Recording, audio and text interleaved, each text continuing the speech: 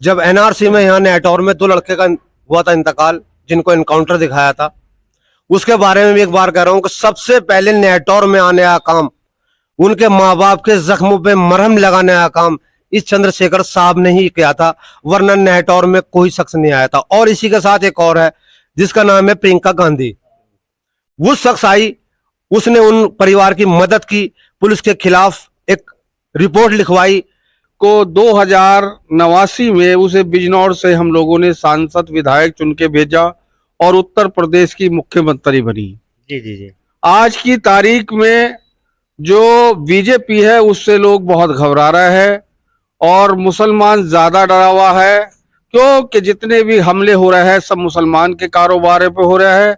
कुरैशी विरासत। नमस्कार साथियों, आजादी एक नई खोज में आप सभी का स्वागत है। साथियों, इस समय हम बिजनौर जिले के नगीना लोकसभा सीट, जो सबसे हॉट लोकसभा सीट मौजूद है, और जिस स्थान पर मौजूद है उस स्थान का नाम है नहठौर।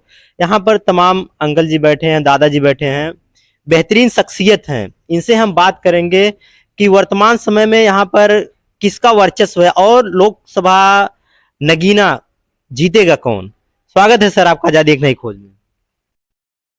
जीत तो इस इनकी चल रही, केजरीवाल की चल रही केजरीवाल ना, यो चंद्रशेखर भाई की चल रही है चंद्रशेखर भाई की चल रही है। जी। आपको चंद्रशेखर भाई क्यों ऐसा लग रहा है? आपको चंद्रशेखर भाई की चल रही है, जी ऐसा क्यों लग रहा है? जनसेवा।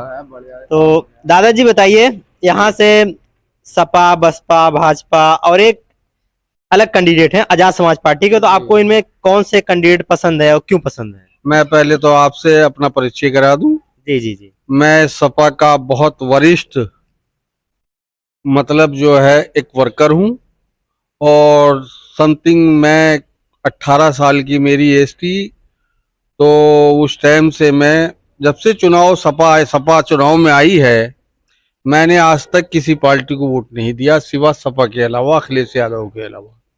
समाजवादी पार्टी के अलावा किसी को आपने वोट नहीं किसी को किया? आज तक वोट नहीं दिया और ये पहला मेरा वो है जो मैं चंद्रशेखर साहब को वोट करने के लिए जा रहा हूँ।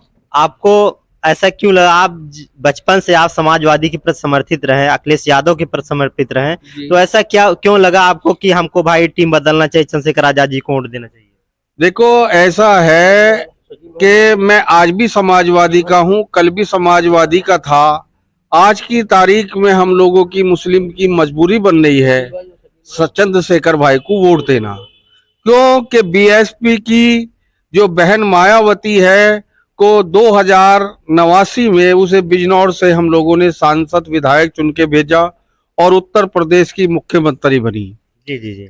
आज की तारीख में जो बीजेपी है उससे लोग बहुत घबरा रहे हैं और मुसलमान ज्यादा डरा हुआ है, क्योंकि जितने भी हमले हो रहे हैं सब मुसलमान के कारोबार पे हो रहे हैं। कुरैशी बिरादरी से मेरा ताल्लुक है। कुरैशी बिरादरी बेइंतहा परेशान है, उनके कारोबार ठप है और जो लोग इसमें सामाजिक भी है, एक लोग अपने व्यक्तिगत मीट का काम करते हैं, चलो मौत तक कोई सीमित है, वे भी अगर गलत काम कर रहे हैं तो उनको जो है इसका प्लेसमेंट मिलना चाहिए। मगर मैं ये समझता हूं जब तक से लाइसेंस की दुकानें बनी हैं, मीट का काम बिल्कुल फिक्स चल रहा है। मेरा काम से मेरे बाप दादा ने कभी छुरी नहीं पकड़ी, हम लोग भी इसमें परेशान हैं। तो हमने जो था इसमें इसलिए से बहन मायावती को चुना था, उन्हें सांसद भेजा, एमपी बनाया कि ये मुसलमानों की रहबर बनेगी। जी जी जी। और बहरहाल उन्हें रहबर बनाया भी। अब उन्होंने अपना जो है खाया कमाया, खाने कमाने के बाद उनकी चाबी जो पहुंच गई वो मायावती के हाथ में पहुंच गई, उसके बीजेपी के हाथ में पहुंच गई। कैसे बीजेपी के हाथ में पहुंच गई बताएंगे? बीजेपी के हाथ में चाबी ऐसे पहुंची है उनके, वे आज देश की मुख्यमंत्री होती और मुस्लिम जो है प्रधानमंत्री होती और मुस्लिम जो होता आज मुख्यमंत्री होता। जी। अगर वो मुस्लिम और एसी का गठजोड़ चढ़ के चलती है और एक 20% मुसलमान को समझती है और 80% हरिजन को समझती, तो मैं ये समझता वो जो थी मुख्यमंत्री होती। मगर उसने मुसलमान को दरिये बिछाने के काम पे रखा और मतलब जो है जो मुसलमान चेहरा उभरा आगे को उसके साथ, उससे ही कह दिया shut up get out, I see get out, you can go. Naseemuddin Siddiqui की आप बात कर रहे हैं? जी, नसीमुद्दीन सिद्दीकी ने उनके कांधे से कांधा मिल के चले हुए, साना बसाना चले रहे। बहरहाल उन्हें भी उन्होंने ऐसे जैसे कि एक छोटे से अदना से निकाल के बगेल दे, उन्हें भी रेस्पॉन्स नहीं दिया। आज उन्हीं की वजह से वे खत्म हो चुकी है। लिहाजा अब मुसलमान जो है ये चाल उनकी समझ चुका है कि बीजेपी की एजेंट है और बीजेपी की इनकी जो चाबी है बीजेपी के हाथ में है। और भी जब तक ये है, ये मतलब जो है किसी वजह से इन्होंने गठबंधन नहीं किया। इन्हें मालूम था कि गठबंधन करेंगे बीजेपी वालों को तो हमारा जो है 80 में 80 सफाया हो जाएगा। इस वजह से उन्होंने अपनी उनकी ताले की चाबी उनके पास है। बहन मायावती से उन्होंने कह दिया कि अगर तू चाहे तो खामोश पड़ी रहे, पैसा चाहे जितना हमसे ले ले, वरना तो तेरा भी वही हाल होगा जो मुख्तार का, अतीक का और अशरफ का हुआ। क्या बात कर रहे हैं आप? उनको तो Z+ सुरक्षा मिली हुई है। देखो Z+ सुरक्षा किसे मिली हुई है? मायावती जी को। मायावती को मिली है मुख्यमंत्री के तौर पे, वो सब बीजेपी ने दे रखी उन्हें। तो ये बताइए, आपने मुख्तार अंसारी जी का नाम लिया, अतीक अहमद, अशरफ जी का नाम लिया, तो ये बताइए, समाजवादी पार्टी का आप पुराने कार्यकर्ता रहे, आज भी बोल रहे हैं कि हम समाजवादी पार्टी में हैं, लेकिन वोट चंद्रशेखर जी को देंगे। तो ये बताइए, आप आजम खान जी यही रामपुर के हैं, तो उनके बारे में क्या सोचते हैं और समाजवादी पार्टी का जो रवैया रहा है उसके बारे में क्या कहेंगे? हमारे नेटौर की जो विधानसभा सीट थी सारी समाजवादी की थी। अगर यहाँ 25,000 वोट पड़ता था तो 20,000 समाजवादी को पड़ता था। आज की तारीख में मैं ये समझता हूं हमारे कम से कम यहाँ 32, 33, 34 हजार वोट है। 32, 33 हजार वोट में 3,000 बीजेपी के निकलेंगे। और समझदार आदमी जितने भी मेरी बात को नोट कर ले, सुन ले, मैं गारंटी से लिख के दे दिया, 3,000 से 3,500 में तो है बीजेपी और 500-600 में है सपा और 400-500 में है बहन मायावती। और यह इस विधानसभा से 25,000 वोट निकलेंगे। और हमारी रात बिरादरी ने, कुरैशी बिरादरी ने नगीने के अंदर चंद्र भाई साहब को फुल बहुमत समर्थन दिया। पूरे जिले की बिरादरी ने। हमारे 80,000 वोट है, 80,000 वोट है। 80,000 वोट पूरी विधानसभा पे कुरैश बिरादरी के है। और कुरैश बिरादरी का एक एक बच्चे का वोट चंद्रशेखर भाई को जा रहा है और 2 लाख से उनकी निष्पक्ष जीत होने जा रही है। और आने वाले जो भविष्य के मुख्यमंत्री है तो चंद्रशेखर भाई है। और आने वाली जो सीट है विधानसभा है, 8 सीटों में कम से कम मैं ये समझता 7 जीत के जाएंगे। कोई मुझसे शर्त लगा ले। 7 सीट, आप बड़ी बात कर रहे हैं, 7 सीट जीत के जाएंगे, पक्की जीत के जाएंगे चंद्रशेखर जी। और 2 लाख से संसद बन के उन्हें जो है संसद में पहुंचा रहे हैं। आपने आजम खान जी के बारे में कुछ नहीं बोला, हमने नाम लिया था। आजम खान का मसला क्या है? आजम खान की भी एक बात बताऊं, कुछ लोग ऐसे होते, सपा की सरकार थी, जब सपा की सरकार थी तो कमेले हमारे कुरैश बिरादरी के टोटल चल रहे थे, कोई दिक्कत नहीं थी। और जब सपा की सरकार आई तो आजम खान चाहते तो पूरे जिले या पूरे हिंदुस्तान के अंदर एक कमेला बना देते, क्योंकि वे सरकार में थे, कड़वा होता सच बताने वाले का। जी जी जी।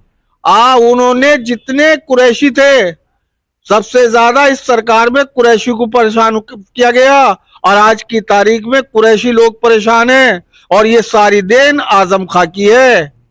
आजम खान की कैसे देन हो सकती है? तो आजम खां की देन ऐसी है कि वो सत्ता में थे, उनका बराबर में पार्टी में सहयोग था। वे चाहते तो अपने तौर पे एक शहर में, एक कस्बे में, एक कमेला जो पुराना था वो अपनी उससे, अगर वे चाहते अखिलेश जी से कहते कि खबरदार कि मैं ये चाहता हूं कि कमेले बनने चाहिए, तो अखिलेश की मजाल नहीं थी, वो ना कर देता। तो ये देन जो है जो कुछ भी है आजम खां की है। तो साथियों, दादाजी ने बहुत बड़ा आरोप लगाया समाजवादी पार्टी पर, बसपा पर भी, और ये बात कई बार इन्होंने बोला कि जो वर्तमान समय में जो हालात है, खासकर देखा जाए तो मुस्लिम समुदाय जो कुरैश बिरादरी है उनके, क्योंकि ये पशु के व्यापार से, कहीं न कहीं मीट के व्यापार से जुड़े हुए हैं, और जहाँ तक देखा जाए तो उनकी सारी धंधा रोजी पूंजी जो है ठप है। और यहाँ का माहौल ये, हम आपको बता दें कि अब जितने लोग यहाँ पर बैठे हैं, कहीं न कहीं देखा जाए तो सभी के नामों पर एक ही नाम है, चंद्रशेखर भाई, जो कि नगीने से वो निकल रहे हैं। तो आप लोग क्या कहेंगे? दादाजी ने तो बताया ही, आप लोग किसके नजरिए में आप कौन है? चंद्रशेखर जी जीतेंगे यहाँ से? बिल्कुल जीतेंगे चंद्रशेखर जी। और क्या दादाजी तो बता दिया हमारे।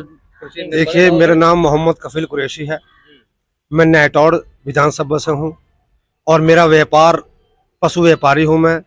सभी जगह जिले के जितने भी गांव हैं सभी में जाता हूँ, और जाने के बाद सर्वे भी होती है। जब घर घर हम मालूम करते हैं कोई पशु बिकाऊ है क्या, तो वहाँ ये देखता हूँ कि चंद्रशेखर साहब के बारे में हर वर्ग में, जैसे कि हरिजन बिरादरी है, कैसब बिरादरी है, और हिंदू बिरादरी में एक अंसार बिरादरी होती है उसमें भी है। सभी जगह जाते हैं हम गांव में, लगभग छोटा बड़ा सभी गांव में, तो वहां पर सभी चंद्रशेखर के बारे में ये बात होती है। और ये भी बात होती है कि वर्तमान मुख्यमंत्री चंद्रशेखर साहब है। ये भी बात वर्तमान में तो योगी आदित्यनाथ जी। अरे ये कुछ नहीं है, ये कुछ नहीं, खाली ये खून की राजनीति है इसकी। तरह तरह के कोई उभरता है तो उसको नीचे दबाता है। ये दबाने वाली, कुचलने वाली और मारने वाली राजनीति है इनकी। दादाजी आप क्या कहेंगे? बोलो, हम तो साथ चंद्रशेखर के साथ हैं, चंद्रशेखर साथ हैं। बिल्कुल दिल जान